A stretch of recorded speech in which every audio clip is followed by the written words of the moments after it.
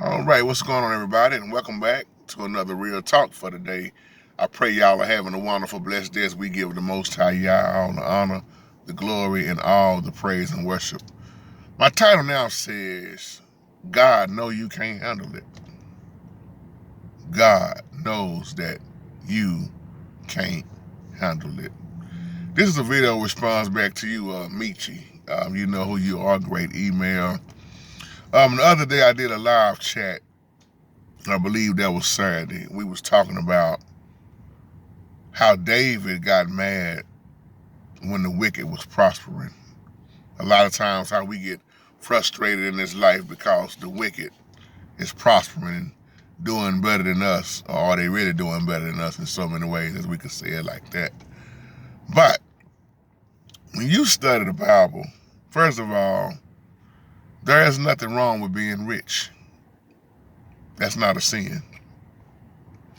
The sin comes into play where when you let your nice things have you, when you let money have you, as the Bible say, you can't serve God and mammon. The Bible say that the love of money is the root of all evil. Not money is the root of all evil, but the love of it. Because if it was a sin to be rich, then that would have been a sin for Solomon. The Most High blessed Solomon, oh man, tremendously. So it wasn't a sin for him to be rich. There are a lot of people that control that. There are a lot of people, let me say it like this, that can handle money and material things, but then there are a lot of people that can't handle it. And that's why I want to use this title right here. God knows you can't handle it. There are a lot of Christian folks that cry about being rich. But if you look at the lifestyle that they live now, I'm going to go back to this. There are so many of them, I'm not saying all, that are poor stewards. If you sit up here and talk about you poor, and all your money goes on your drinking and your smoking, your scratch outs, your lottery tickets, your casino, you done spent so much money losing it and trying to grow it. Even the Bible shows you it's a sin if you just trying to work to get rich. Because why? Most people cannot handle those material things and wealth. If what you got changes you, controls you, then you can't handle it. That's why the Most High will not give a whole lot of people that they think they ready for it. He won't give it to them. But you know who will give it to them? Satan. I'm so glad that the Most High have blessed me with what I need. Because I don't want to be one of these people that, or if I get it, it controls me. It makes me act different. Now you got to call me this or call me that. I'm uppity now. I'm in a whole nother category. I can't speak to you now because you lower than me. That arrogance and cockiness. See, I don't want to be like that. The Bible shows us to be humble. There are a lot of people, once again, that can't handle money. It didn't make them act a certain way. There are a lot of people that don't mind giving to somebody, helping the poor. But come on, let's just be real. How many people in this life can you find like that? It's a whole lot that's not like that. But then a few will, yeah, they don't let the stuff change them.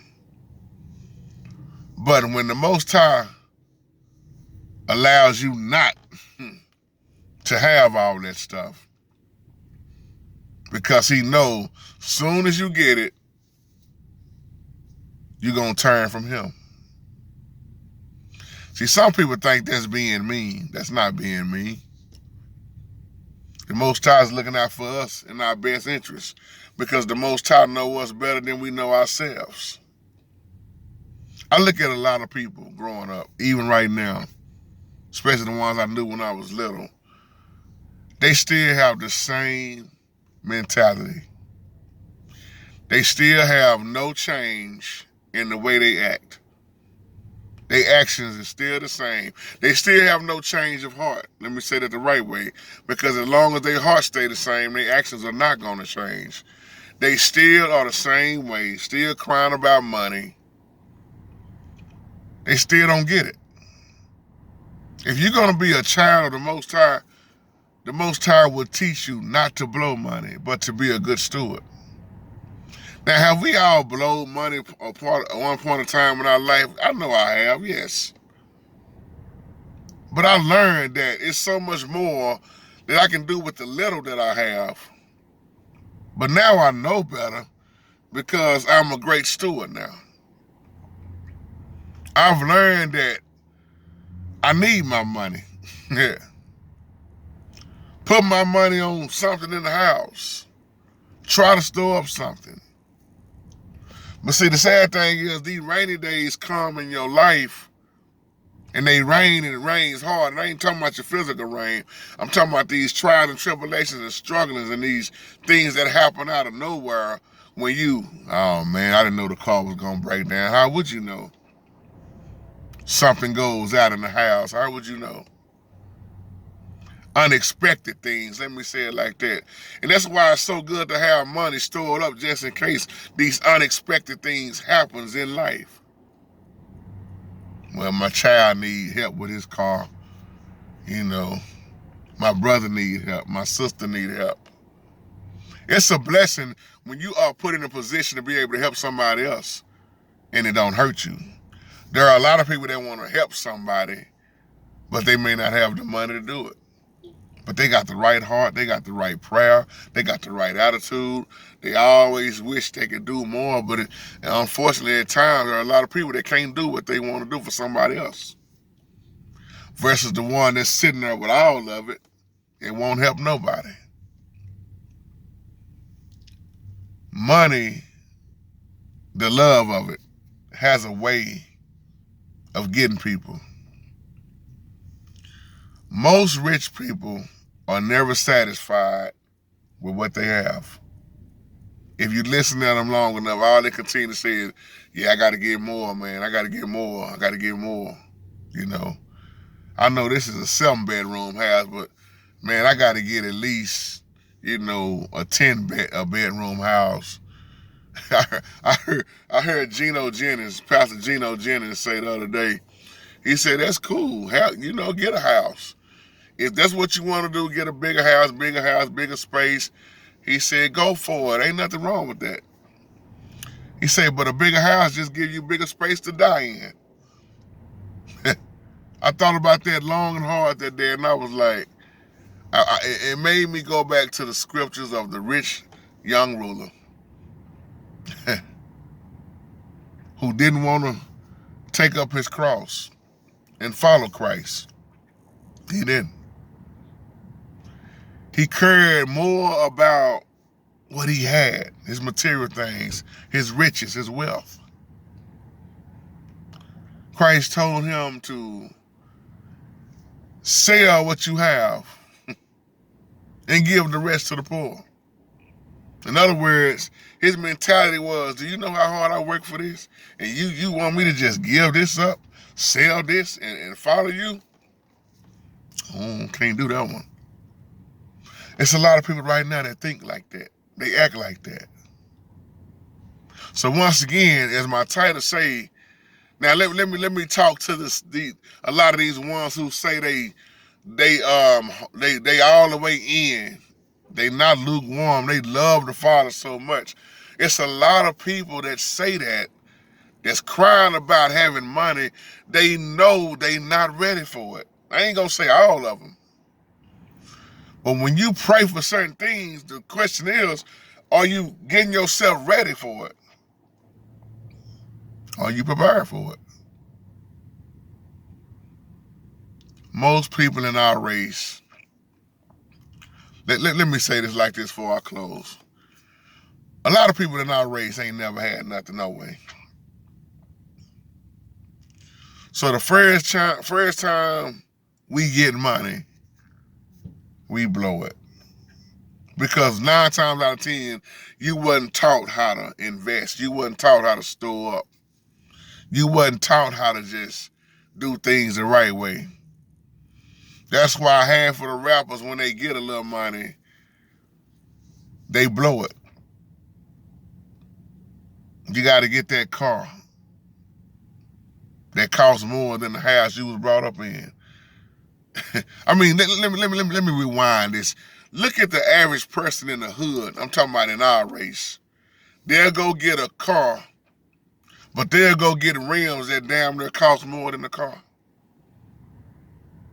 Won't fix the car, but just worried about looking good on the outside.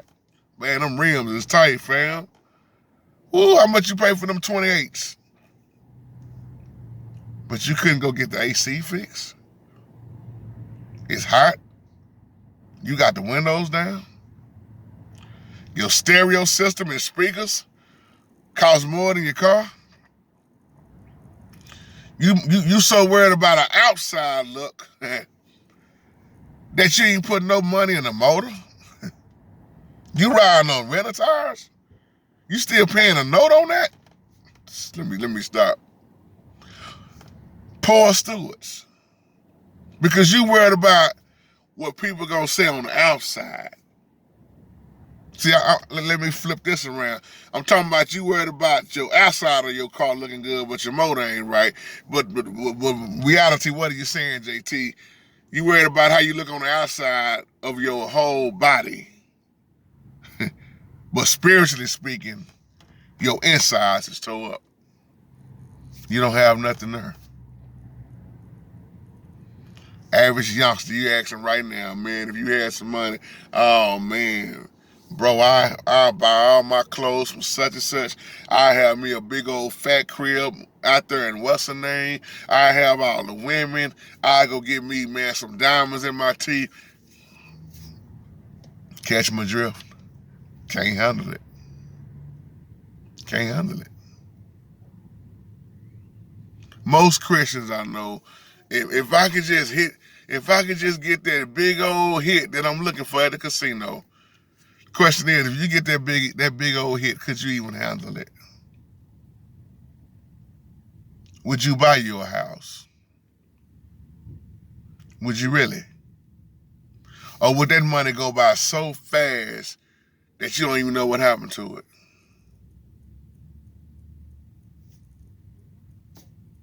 That's my time, y'all. Y'all take care and enjoy your day. And let me say this, Richard, I think it was Richard George. Let me say this before I leave. You sent me a comment about you wanting to kill yourself. I wrote you a letter back, and I hope you see this video. You've been going back and forth about killing yourself. I want you to know, brother, me and everybody that you see up under this video, we love you. We encourage you to stay around here. I already wrote you a letter, so you already know if you got it. But I want you to hear me in this video here, that suicide is not the way. See, anytime I get a message like that, it hits me hard, because I don't want to see nobody take their life. The Most High got your birth certificate as well as your death certificate. It's not up to us to end our lives. And I just want you to know that this family here will be praying for you. We pray hard for you. I don't know what it is that got you wanting to end your life, but as I told you when I wrote to you, without the Holy Spirit, we not going to make it in this life. And I pray that protection around you and that love from, the love from the Most High around you. I pray that the Holy Spirit, that you seek the Holy Spirit real hard. Because let me say that right, the Holy Spirit going to always do the Holy Spirit's job. But you got to surrender. I don't know how your spiritual life is, if you have one at all. But like I said, if I could say anything to help you not end your life, then I'm going to say it. And I want you to hear me. Because a lot of times when people are talking about committing suicide, they don't feel loved at all. But I'm here to let you know even though you don't know me, and I don't care what color you are. I love you, my brother. And you got the ones on here, we all on one accord, especially with something like this. And we're going to lift you up in prayer. And we love you.